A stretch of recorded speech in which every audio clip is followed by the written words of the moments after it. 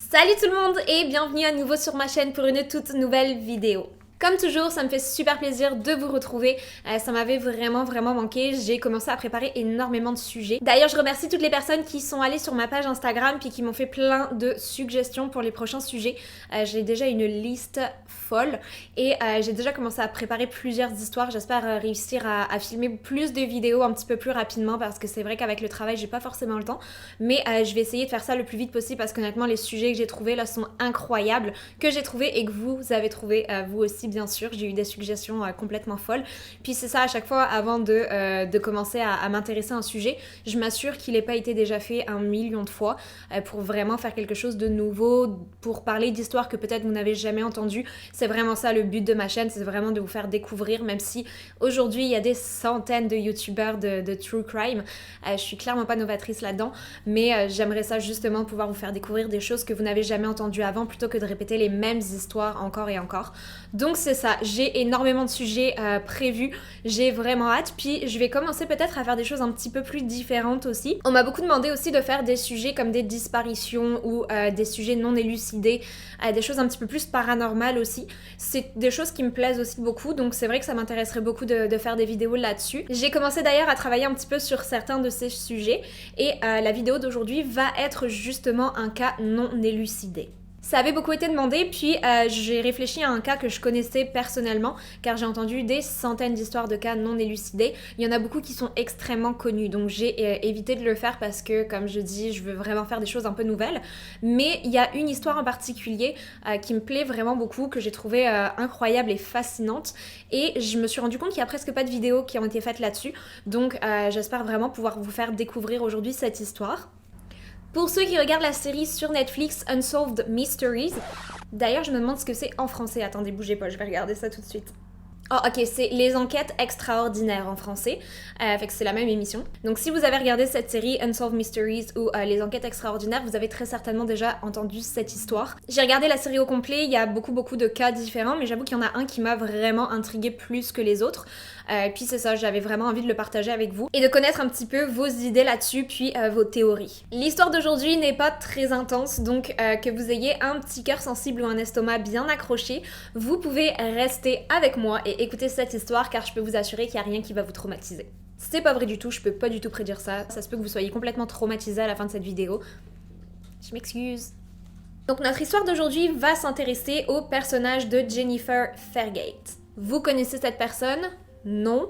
Normal, elle n'existe pas. Du moins, c'est ce que beaucoup pensent. Jennifer Fairgate serait un personnage inventé de toutes pièces. Ce serait une fausse identité, mais qui n'a jamais été révélée au grand jour, puis on n'a jamais su qui était exactement cette personne. On va l'appeler Jennifer pendant toute l'histoire car c'est sous ce nom-là qu'elle est connue, mais effectivement, ça ne serait pas son vrai prénom. Sachez que le cas de Jennifer Fairgate est l'un des plus grands mystères irrésolus de l'histoire. Ça s'est passé il y a 25 ans en Norvège, et encore aujourd'hui, aucun détail nous a été communiqué quant à cette histoire, qui était cette personne, qu'est-ce qui s'est passé. C'est toujours un énorme point d'interrogation, personne n'a aucune réponse. Tout commence lorsqu'une jeune femme se présente à l'accueil d'un prestigieux hôtel de Oslo, le Oslo Plaza, et se présente donc sous le nom de Jennifer Fairgate le 31 mai 1995. Elle réservera 3 nuits dans cet hôtel et se fera attribuer la chambre numéro 2805.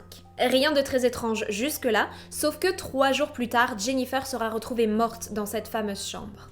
La police conclura très vite qu'il s'agissait d'un suicide, mais pourtant tout laisse à croire que cette histoire est bien plus étrange qu'il n'y paraît, et cache de nombreux détails qui aujourd'hui, 25 ans plus tard, n'ont toujours pas été révélés. Mais rentrons maintenant un petit peu plus en détail dans l'histoire de Jennifer Fairgate pour comprendre ce qu'il s'est passé durant son séjour à l'hôtel.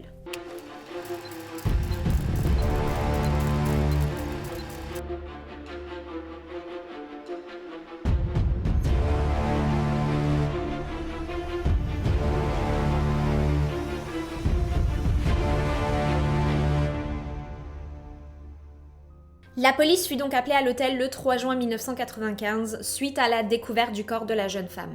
Ce qui s'est passé, c'est que la veille, donc le 2 juin 1995, l'une des employées de l'hôtel s'était rendue compte que Jennifer s'était fait attribuer une chambre sans même avoir laissé de moyens de paiement, ni avoir présenté la moindre pièce d'identité à l'accueil de l'hôtel le jour de sa réservation.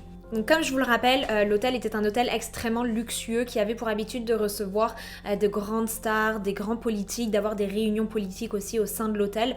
Donc autant dire qu'il avait une très grande renommée et en matière de sécurité, c'était vraiment le numéro 1. Donc autant vous dire que accepter de louer une chambre à quelqu'un sans qu'il ait présenté auparavant une pièce d'identité ou un moyen de paiement était quelque chose de très inhabituel dans l'hôtel.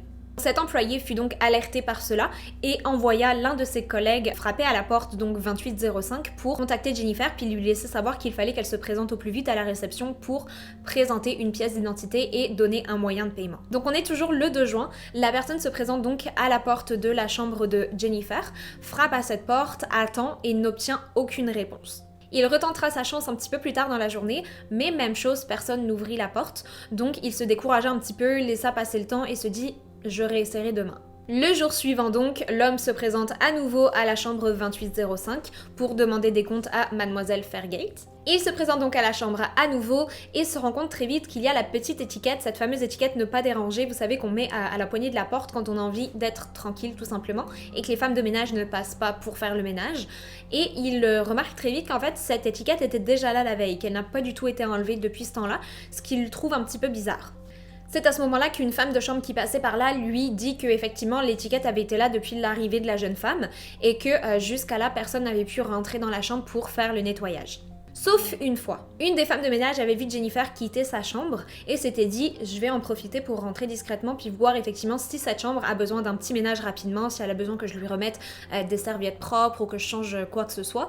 Donc elle avait juste ouvert la porte pour visualiser un petit peu la chambre. Elle se rendit compte très vite que la chambre était totalement clean, comme si absolument personne ne vivait dans cette chambre, ce qui lui paraissait un petit peu bizarre car ça faisait déjà 2 jours que la jeune femme était là, mais le lit était totalement fait, ça n'avait pas bougé, les serviettes toujours au même endroit, bien positionnées. Donc à la vue de cette chambre qui était totalement rangée et clean, elle décida tout simplement de refermer la porte. Elle remarqua tout de même quelque chose d'étrange mais qui jusqu'à là ne lui avait pas semblé nécessaire d'être reporté à quelqu'un, mais elle se rendit compte que Jennifer n'avait aucune affaire. Il n'y avait rien du tout, pas de sac à main, pas de manteau, il n'y avait aucune affaire du tout dans la chambre, vraiment on aurait dit que cette chambre était totalement vide et n'avait accueilli personne. Elle n'avait aucune valise, elle n'avait aucun sac à main, aucun manteau, rien. Comme je vous dis, la chambre était totalement vide, c'était la première fois qu'elle voyait une chambre d'hôtel dans cet état-là alors que quelqu'un y logeait. Le seul détail qu'elle aperçut dans la chambre qui n'appartenait pas à l'hôtel, c'était une paire de bottes en cuir à talons qui était à côté du lit. C'était vraiment le seul détail et la seule chose que Jennifer avait laissé dans cette chambre. Revenons maintenant à notre employé de l'hôtel qui se trouve toujours donc derrière la chambre de Jennifer et qui s'apprête à frapper pour lui demander des comptes. Après avoir discuté avec la femme de ménage, il se décida à frapper à la porte et seulement 3 secondes plus tard, un coup de feu retentit dans la chambre. L'homme pris de panique s'enfuit immédiatement, normal, et se plaça à l'autre bout du couloir dans l'attente de voir quelqu'un sortir de la chambre, de pouvoir avoir une description de la personne qui venait de tirer un coup de feu ou d'entendre une discussion ou quelque chose se passer dans la chambre, mais rien. Il n'entendit pas le moindre bruit et ne vit personne sortir de la chambre. Dans le doute, il attenda tout de même 10 minutes sans bouger, mais voyant que rien ne se passait, il se décida à retourner à l'accueil de l'hôtel, prévenir la sécurité et remonter dans la chambre avec des renforts. C'est donc 10 minutes plus tard que la sécurité de l'hôtel se retrouve derrière la chambre 1408. Non. La chambre 1408, c'est un film, très bon film d'ailleurs, si jamais vous l'avez jamais vu, je vous le recommande. Mais là, en l'occurrence, c'est la chambre 2805.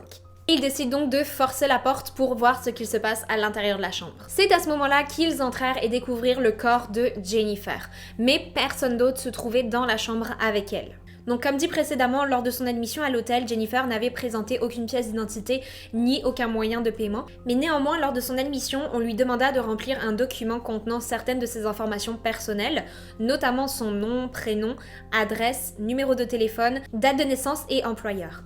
Les policiers récupérèrent immédiatement ce papier et décidèrent en premier lieu de contacter la famille de Jennifer pour leur laisser savoir ce qu'il venait de se passer.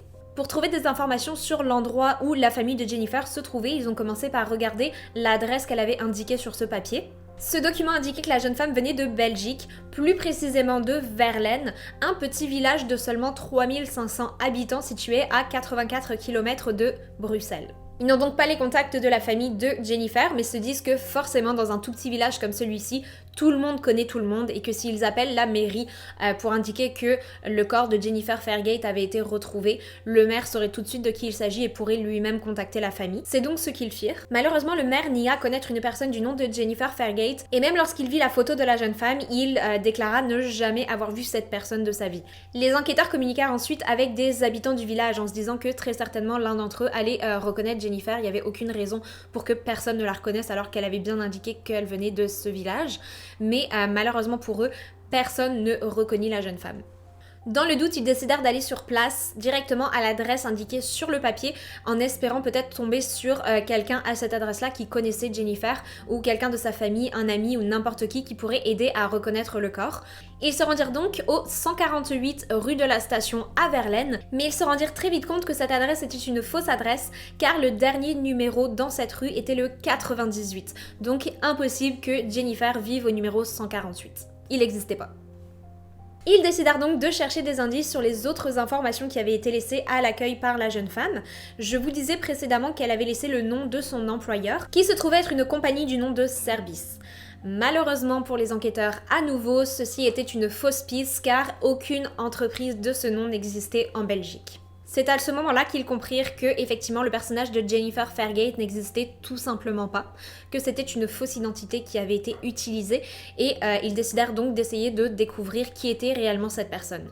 La réceptionniste ayant admise Jennifer au sein de l'hôtel fut bien évidemment questionnée. Tout d'abord, elle déclara que la jeune femme parlait un anglais proche de la perfection, mais malgré tout avec un accent allemand très prononcé. Elle déclara aussi que lors de son admission, Jennifer n'avait pas seulement entré son nom sur le papier, mais celui d'un certain Lois.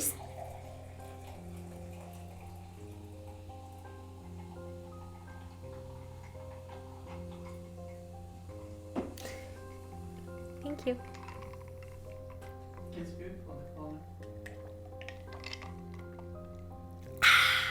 Elle déclara aussi que sur le document d'admission, Jennifer n'avait pas seulement entré son nom à elle, mais le nom d'un certain Lois Fairgate. Effectivement, la chambre avait été réservée pour 2 personnes. Malgré cela, personne ne vit jamais le fameux Louis Fairgate, malgré que certains employés déclarèrent l'avoir vu aux côtés de Jennifer lors de l'admission. Ceci n'a jamais pu être prouvé. Essayons donc maintenant de comprendre un petit peu ce qui s'est passé entre le moment de son admission à l'hôtel et le moment de sa mort. Comme je vous disais précédemment, elle avait fait une réservation pour 3 nuits, elle était donc supposée quitter l'hôtel le 3 juin, le jour où son corps fut retrouvé. Mais le 2 juin, elle se rendit à l'accueil de l'hôtel pour prolonger son séjour de quelques jours. Suite à cela, le 2 juin au soir, elle se fait livrer un repas par le service de chambre. La nourriture lui fut livrée à 20h23 précise par un employé de l'hôtel et ce sera la dernière fois que Jennifer sera vue en vie. Une autre chose très étrange qui fut immédiatement remarquée par les enquêteurs se trouvait être le fait que Jennifer ne possédait aucun vêtement ou presque. Elle n'avait avec elle que des hauts, elle n'avait aucun pantalon, aucun sous-vêtement, rien du tout, juste des t-shirts et des chemisiers. Et comme la femme de chambre l'avait remarqué précédemment, aucune affaire personnelle, aucune valise, déjà qui voyage sans valise, aucun sac à main, aucun produit de beauté, même pas une brosse à dents dans la salle de bain, vraiment rien du tout, en dehors de quelques vêtements. Plus étrange encore, les étiquettes de tous les vêtements qu'elle possédait, incluant ceux qu'elle portait au moment de sa mort, avaient été découpés. Il n'y avait donc pour les inspecteurs aucun moyen de retracer l'endroit d'où elle pourrait venir, de par la marque d'un vêtement ou la langue inscrite sur l'étiquette. Autre chose très étrange, le numéro de série de l'arme qui se trouvait toujours dans sa main avait été complètement effacé à l'aide d'acide. Donc aucun moyen à nouveau pour les enquêteurs de savoir d'où pourrait provenir cette arme ou encore par qui elle aurait pu être achetée. C'est à ce moment précis que Ola Kalfager, un ancien officier des renseignements, s'est joint à l'enquête. Il ne lui prit pas 5 minutes avant de déclarer que couper les étiquettes des vêtements et effacer le numéro de série d'une arme est une pratique très courante des services spéciaux et que cela ressemblait plutôt à une opération d'espionnage ratée qui aurait conduit à sa mort plutôt qu'à un suicide. Il déclara en plus que la façon dont elle était habillée avec des vêtements très luxueux, de jolies chaussures, des collants, une petite jupe, ressemblait plus à le genre de tenue qu'on aurait porté pour sortir dans un dîner mondain ou pour sortir découvrir une nouvelle ville, et pas du tout le genre de tenue que des personnes porteraient pour se suicider. Ola déclara aussi que l'arme qui avait été utilisée par Jennifer, un Browning 9 mm, était aussi l'arme utilisée le plus souvent dans les services secrets et par les criminels aussi, du fait qu'elle se vendait dans tous les pays et qu'il était justement très difficile de retracer cette arme. Les enquêteurs décidèrent de retracer un petit peu tout ce qu'avait fait Jennifer depuis son admission dans l'hôtel, car ils avaient la possibilité de regarder sur les registres toutes les fois où Jennifer avait utilisé la carte électronique qui lui permettait d'entrer dans sa chambre pour retracer les moments où elle en était entrée et sortie. Ils se rendirent donc compte à ce moment-là que Jennifer avait été absente pendant 20 heures d'affilée le lendemain de son admission dans l'hôtel. Donc où était-elle allée durant tout ce temps? 20 heures, c'est quand même énorme. De plus, elle s'était présentée comme une étrangère venant de Belgique, ne connaissant personne à Oslo. Est-ce qu'elle connaissait quand même quelqu'un à Oslo à qui elle aurait rendu visite? Ça reste toujours un mystère. Ils essayèrent donc de trouver des indices sur ce qu'il y avait de présent dans la chambre. Malheureusement, Jennifer leur avait pas laissé beaucoup de matière pour cela, mais ils se rendirent très vite compte qu'il y avait un téléphone présent juste à côté du lit et se dirent que peut-être Jennifer avait fait quelques appels durant son séjour. Effectivement, 2 appels avaient été faits depuis ce téléphone, l'un à Grasse-Ologne et le deuxième à Seraing, qui sont 2 villes de la communauté de Verlaine. C'est donc très étrange, car ça semblait couler de source qu'elle ne venait pas du tout de là-bas et qu'elle avait inventé cette identité. Aurait-elle donc tout de même un lien avec la ville de Verlaine? Mystère. Une autre chose qui poussait à aller tout de même vers la thèse du suicide était le fait que personne ne se trouvait dans la chambre avec elle au moment du crime. Personne n'avait à aucun moment été vu entrer ou sortir de la chambre avec elle, elle avait toujours été seule. De plus, la chambre était fermée depuis l'intérieur, donc impossible que quelqu'un en soit sorti après l'avoir tuée. Et la chambre se trouvant au 28e étage, il était même pas envisageable de penser que la personne avait pu s'enfuir par la fenêtre. Mais malgré cette théorie bien fondée des détectives, notre amie Ola Kaldager déclara que pour les agents des services secrets, il était extrêmement simple de refermer une porte depuis l'extérieur. C'était vraiment quelque chose de basique pour eux. Donc il ne serait absolument pas surpris que quelqu'un ait quitté la chambre après avoir tué Jennifer en faisant passer ça effectivement pour un suicide. Une autre chose qui éloigna les experts de la théorie du suicide était le fait, comme je vous l'ai dit précédemment, que l'arme se trouvait toujours dans la main de Jennifer lorsque son corps fut retrouvé. Et d'après les experts, la façon dont elle tenait cette arme était tout sauf naturelle. Comme vous pouvez le voir sur cette photo, elle tient l'arme à l'envers. Si elle avait voulu se tirer elle-même une balle en pleine tête, l'arme aurait été positionnée dans l'autre sens. De plus, le pistolet utilisé était extrêmement puissant. Il était donc très étrange qu'elle puisse le tenir d'une seule main dans cette drôle de position, sans que l'arme n'ait été à aucun moment éjectée ou ne soit retombée due à sa puissance. Autre détail très étrange ayant été découvert, comme s'il n'y en avait pas assez comme ça, si elle avait effectivement porté l'arme à son front pour se tirer elle-même une balle en pleine tête, du sang aurait été projeté sur l'arme ainsi que sur sa main. Or, comme on le voit bien sur cette photo, il n'y a aucune goutte de sang sur la main de Jennifer. Alors qu'est-ce que vous en pensez jusque-là? Suicide ou meurtre d'une organisation top secrète?